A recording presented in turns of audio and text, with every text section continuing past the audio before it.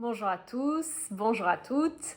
Alors aujourd'hui, j'ai envie de vous parler de la survie par rapport à la vie. Et ce qu'il y a de beau, c'est que c'est encore une fois, avec toutes les vidéos que j'ai réalisées ces derniers temps, que j'ai fait émerger des choses qui venaient de moi, que je vous ai partagées au fur et à mesure. Et c'est comme si là, hier, j'ai eu un rendez-vous moi-même avec une de mes thérapeutes.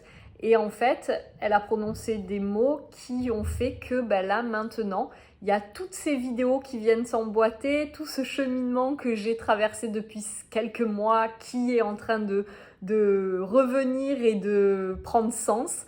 Et je réalise aujourd'hui que toutes les vidéos que j'ai déjà réalisées vont vraiment dans le sens de ce que je vais vous exprimer aujourd'hui.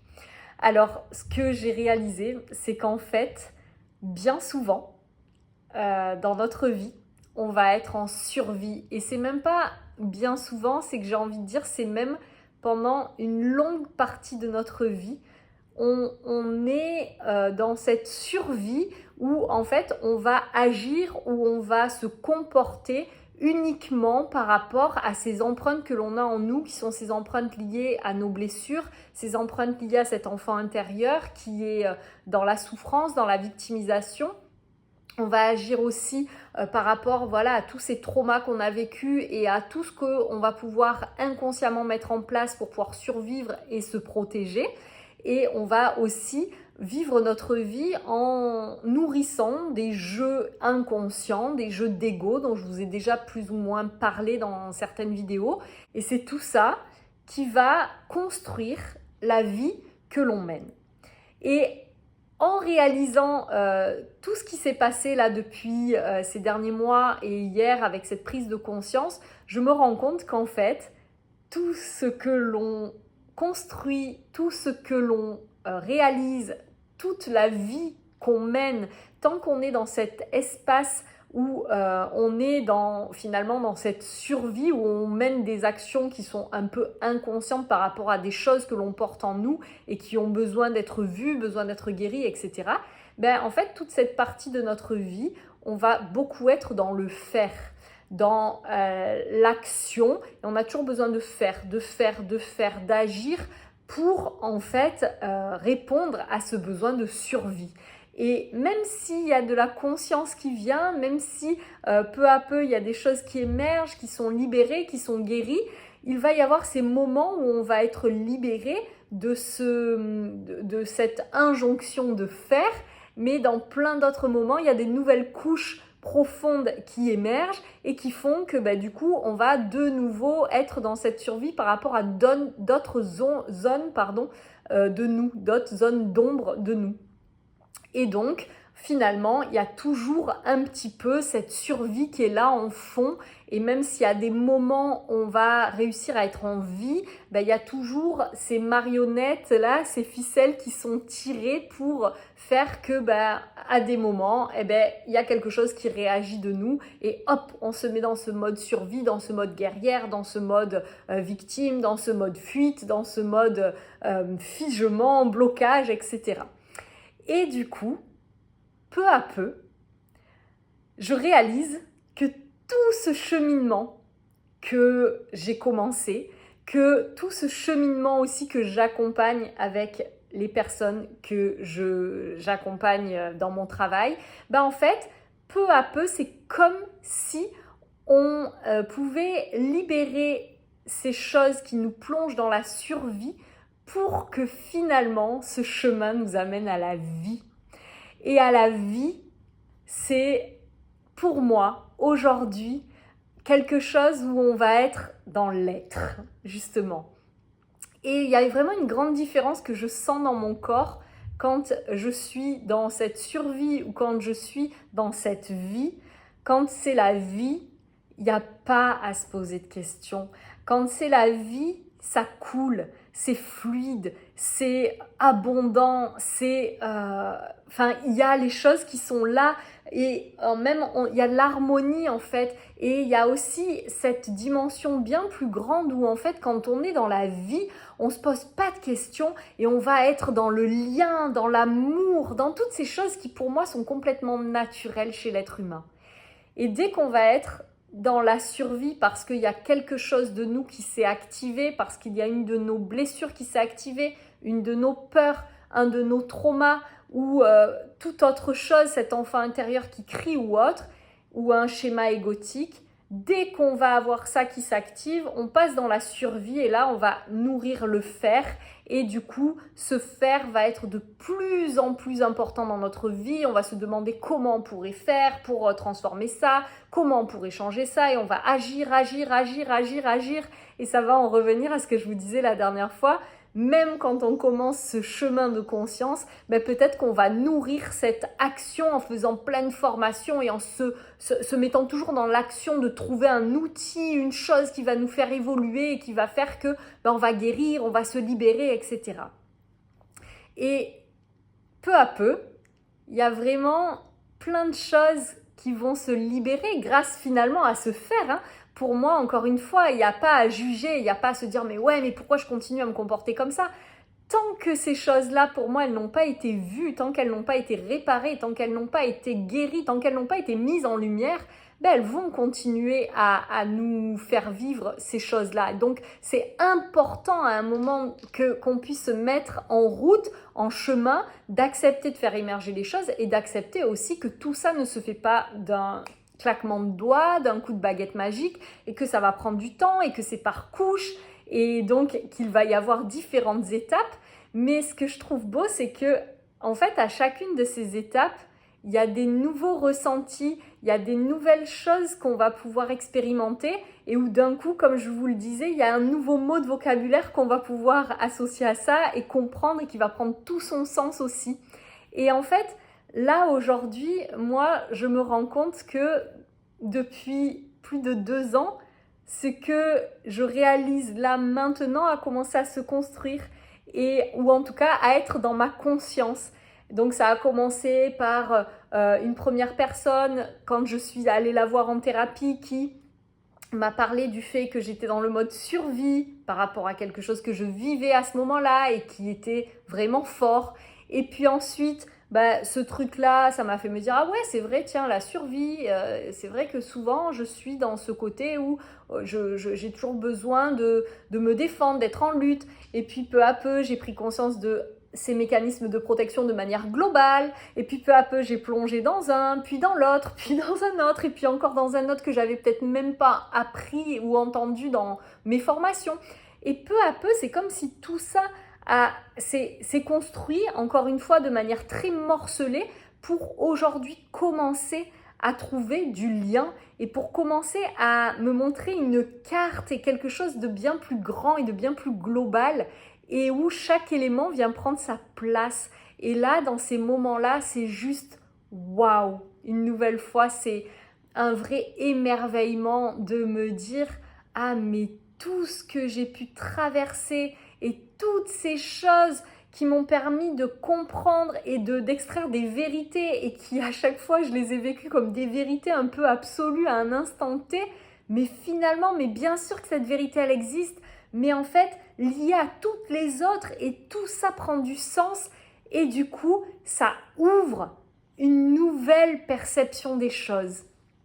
Et aujourd'hui je me rends compte vraiment que ces instants de vie, j'en ai touché plein ces dernières années. Il y a eu plein de moments où je me suis sentie dans la vie et très souvent, il y a eu un élément où il y a eu quelque chose qui ensuite est venu me toucher, venu me chercher et qui m'a fait rebasculer dans la survie.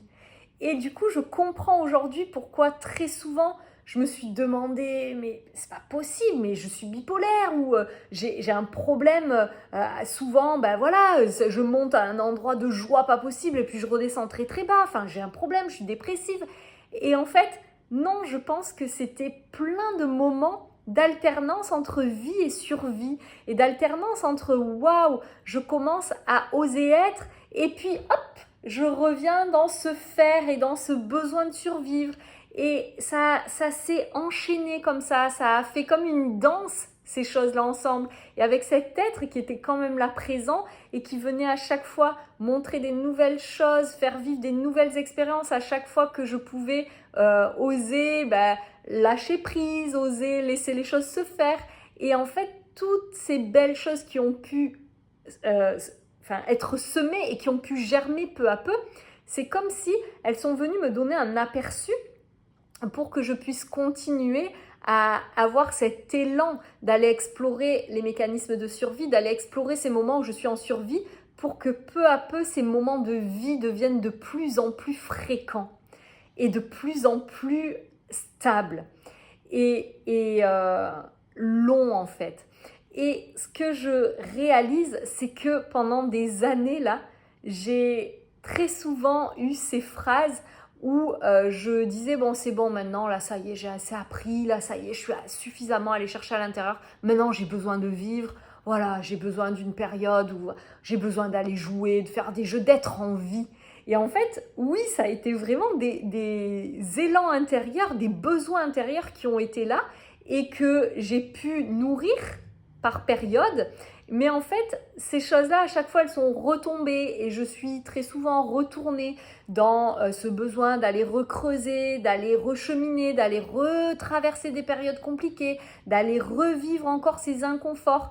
Et puis là, du coup, pareil, hier, dans la séance que j'ai pu avoir, la praticienne qui m'a accompagnée me disait là, il y a quelque chose qui sort, c'est que l'écoute des besoins, t'écoutes pas toujours tes besoins, c'est à quel endroit que ça parle. Et ça a été impossible pour moi de savoir ce qu'il en était.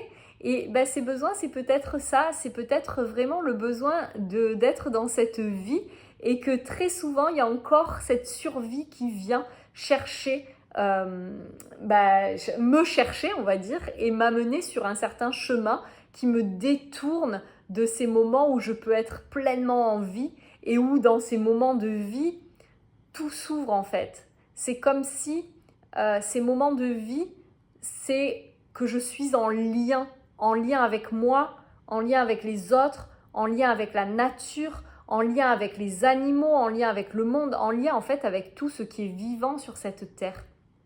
Et pareil, ce week-end, j'ai une personne qui m'est proche qui m'a demandé, mais en fait, quand tu dis que dans tes ateliers, tu as pu toucher une nouvelle fois et vivre cette connexion au tout et ce truc hyper puissant, ça veut dire quoi en fait?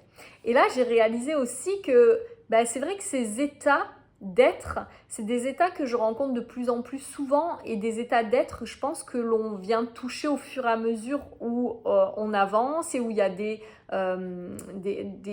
champs de conscience qui s'ouvrent. Et ça m'a fait réaliser quand même que c'est vrai que peut-être que pour certaines personnes, quand je parle de certains états d'être que je vis maintenant de plus en plus fréquemment, peut-être que ça ne parle pas. Et donc, je voudrais réexpliquer vraiment ce que pour moi ça signifie de pouvoir être en lien avec toute cette vie, avec cette intelligence de vie. En fait, pour moi, vraiment, pendant des années, j'ai entendu « on est tous un », on fait qu'un avec le tout, et ça me semblait beau et j'avais envie d'y croire à ce truc. Et je me disais, mais c'est vrai, il y a quelque chose, ça vient me toucher. Je savais qu'il y avait quelque chose qui sonnait juste, mais pour autant, je ne comprenais pas comment c'était possible. Et pour moi, en fait, aujourd'hui, quand je vis cette réalité dans mon corps, c'est vraiment cette sensation que quand je passe dans la vie, quand je ne suis plus dans cette survie, en fait, c'est comme si d'un coup, mon petit ego, mon ego de petit être humain qui a toujours ce besoin de vivre des choses pour lui, de pouvoir se réaliser lui, de pouvoir accomplir ce que lui, il a envie de vivre, etc. Ça, c'est comme si ça se dissout et que peu à peu, je vais pouvoir être en lien avec quelque chose de plus grand, quelque chose où finalement mon but et mon dessin, avec EIN, le dessin comme le but, ouais, c'est en fait, il est là avec les autres et on est tous ensemble en train de vivre cette même expérience de vie. Tous ensemble, on est tous constitués des mêmes éléments, des mêmes atomes, des mêmes... je ne vais pas rentrer dans la physique parce que je ne suis pas du tout calée là-dedans, mais voilà, on est tous constitués de ces mêmes éléments et de ces mêmes parties dans notre corps, etc. Et du coup, c'est ça qui fait qu'on va être dans ce tout, dans ces résonances, dans ces choses qui sont tellement similaires, tellement proches et pour autant tellement différentes parce que ces mêmes choses sont animées par une âme spécifique à chacun en fait. Voilà, et donc du coup, moi quand je vis ces moments où je me sens en vie, c'est comme si d'un coup il n'y a plus de barrière, c'est comme si d'un coup je suis plus uniquement dans mon corps centré dans quelque chose de très limité en fait, mais non, c'est quelque chose qui s'ouvre et où je vais être en lien avec le tout, avec la vie, avec les autres, avec le monde. Et c'est vraiment très puissant la manière dont ça s'exprime dans le corps. Et je pense que c'est le jour où on en fait vraiment l'expérience qu'on peut se dire « Ah ben ouais, je comprends mieux ce qu'elle voulait exprimer ». Et je pense, encore une fois, que c'est pas un objectif à se fixer en se disant « Oh mais moi je veux vivre ça à tout prix, comment je fais pour vivre ça ?» Parce que c'est vraiment toutes ces étapes, tout ce chemin qui va être hyper important pour pouvoir un jour ouvrir cette porte-là. Et pour moi, aujourd'hui, avec le recul, je me rends vraiment compte que rien ne se force et que tout va finir par arriver au bon moment. Et ça arrivera si c'est bon et juste pour nous. Et peut-être que pour certaines personnes, c'est pas bon et juste qu'elles puissent ouvrir ça. Et en fait, aujourd'hui, ce que je comprends encore, c'est que quand on est dans la survie, c'est notre mental qui est aux commandes. Notre mental, il est là pour qu'on survive. Il est là pour engrammer toutes les expériences du passé. Et c'est comme si c'était une réserve de toutes ces expériences. Et dès qu'il y a un nouveau stimulus qui arrive et que ce stimulus fait penser à quelque chose de passé, il y a cette banque de données et vite, je prends la solution et je me comporte de cette manière en réaction à ce stimulus-là pour ne plus faire les mêmes erreurs, pour ne plus souffrir, pour ne plus être blessé. Donc ça, c'est le premier moment où le mental, il va être là, il va être dans la survie. Mais donc, tant que ce mental, il n'est pas apaisé, tant que à l'intérieur, on n'a pas construit la connexion avec nos ressources, avec qui on est, avec réellement cet amour en fait de qui on est, ben en fait, c'est vraiment délicat pour ce mental de lâcher. Et du coup, tant que le mental, il est aux commandes, ben, il y a ce monde qui est très limité et qui est très, en fait, qui reste que dans des choses connues et dans des choses qui ont existé, vu que c'est par rapport aux expériences passées.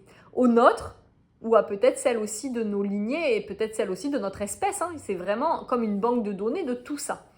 Et du coup, peu à peu, en réussissant à apaiser le mental parce que, encore une fois, je vais prendre le temps d'accueillir ce qu'il a à me raconter, je vais prendre le temps de le reconnaître, de le rassurer et puis surtout, intérieurement, je vais me construire et je vais être de plus en plus dans l'amour de moi, je vais être de plus en plus dans l'acceptation de mes différentes facettes.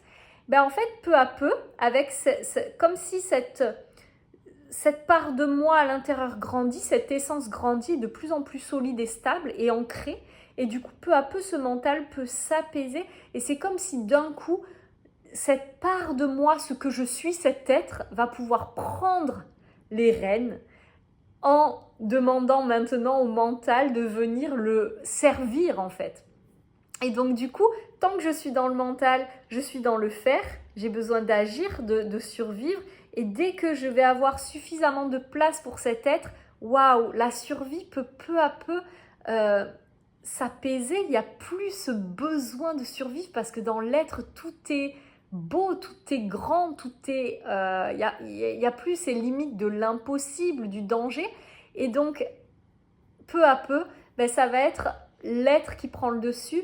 Et on va plus être dans les mêmes, dans les mêmes besoins, dans les mêmes manières de se comporter et le mental est beaucoup plus apaisé dans ce moment-là.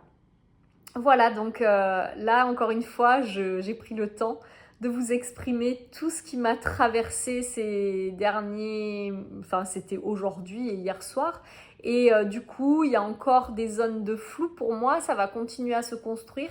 Mais en tout cas, je trouve ça très très beau de comprendre que, ouais, pendant toutes ces années, même si j'avais ces moments d'ouverture de conscience où je me sentais mieux, où je me sentais dans quelque chose de plus lumineux, dans plus de joie, ben finalement au fond il y avait encore tellement d'endroits de survie que du coup la survie était encore beaucoup trop forte pour que la vie puisse prendre suffisamment le dessus. Et c'est comme si en fait c'était une balance où la survie et donc le mental était très présent et l'être était là mais encore trop faible, et il pouvait réussir de temps en temps à émerger et à faire se calmer le mental, mais c'était encore trop faible.